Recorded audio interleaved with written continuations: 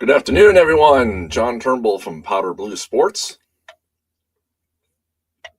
Introducing to you baseline basketball. I'm sure some of you may have seen Jason Graham's videos this morning playing some ABA games using my game, but I will be releasing this on Facebook probably on March 1st.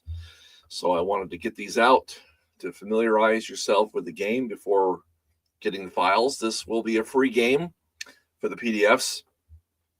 I will reserve the right to sell box sets, customized box sets, but more on that as time goes on.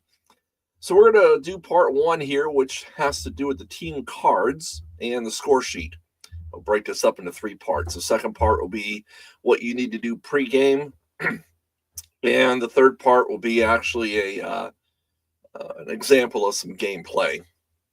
So the cards, I have a pro card and a college card, and there are a little bit of differences to it.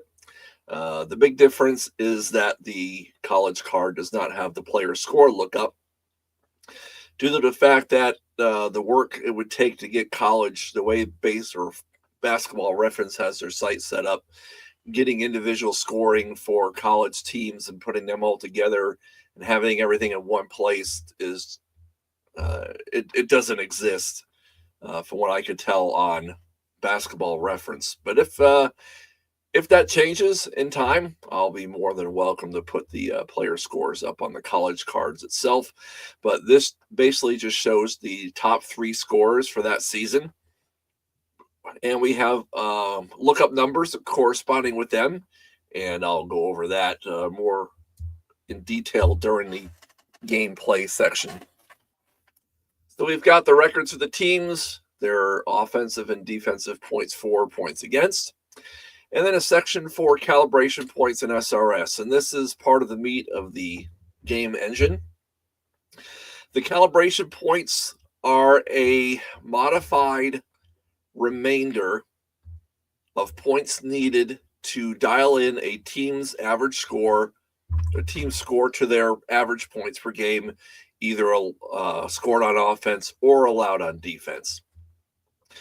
There's 3 tiers of scoring, so that also plays a factor in computing how many points. I do 200 games for each team and come up with an average on this. So each team will either be using their offensive calibration points to round up their score, their cap off their scoring, or the opponent's defense. And we'll go over that also as we go along. The SRS points come right off the reference site, and we'll show you how to use those as well. On the left here, the more colorful section is the categories. We have 3 categories of scoring, and I named them arc, paint, and free throw. Arc will be the higher scoring subset of points. Basically, you're not necessarily shooting from the 3-point line or beyond the 3-point line, but your higher scores comes from behind the 3-point line, obviously. So that has been monikered the arc. The paint is your average scoring, and the free throw section is your lower scoring subset. So each team has an offensive and a defensive set of scores for each subset. And we'll get into how to use those during the gameplay. The college card has the conference on them, the season for the pros at the bottom, and up here toward the top for the college game. I don't think I'm missing anything on this. So let's go to the score sheet. Right now I've got 2 score sheets set up here. If I can move the window over, I'll show you.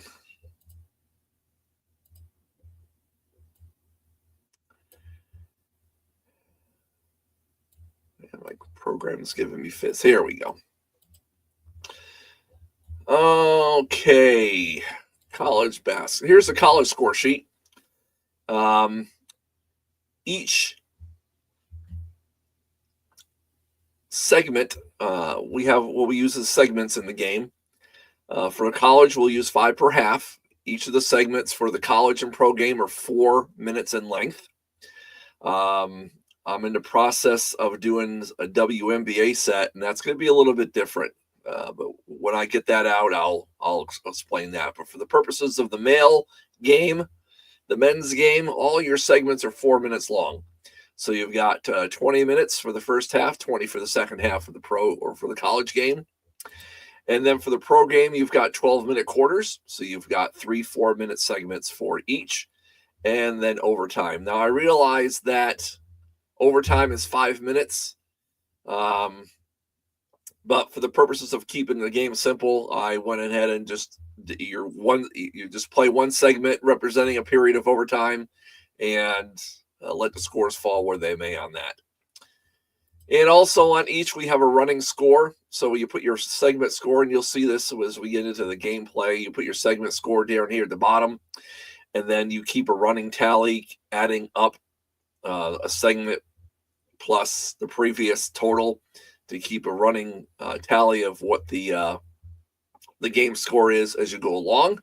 And on the professional sheet, we also have a place to put individual scoring, and we'll show you how to do that during gameplay. And obviously, the college game does not have that. So that is the introduction in a nutshell to the game of baseline basketball. It runs in a similar engine to what Drive Time Football does, if we're familiar with that game, using the offense and defense and the different categories. So the game engine is pretty similar. This game will take a 1d6 for a decide or die for offense defense, and also uses it for home field advantage, and we'll go over that during the pregame part. A 3d6 to total up for the category selection, and then a 2d6 to figure out the segment score. So you can throw all 6 dice at one time and figure everything out with one roll of all those dice. Thank you for listening, and we'll have part 2 out shortly. Thank you.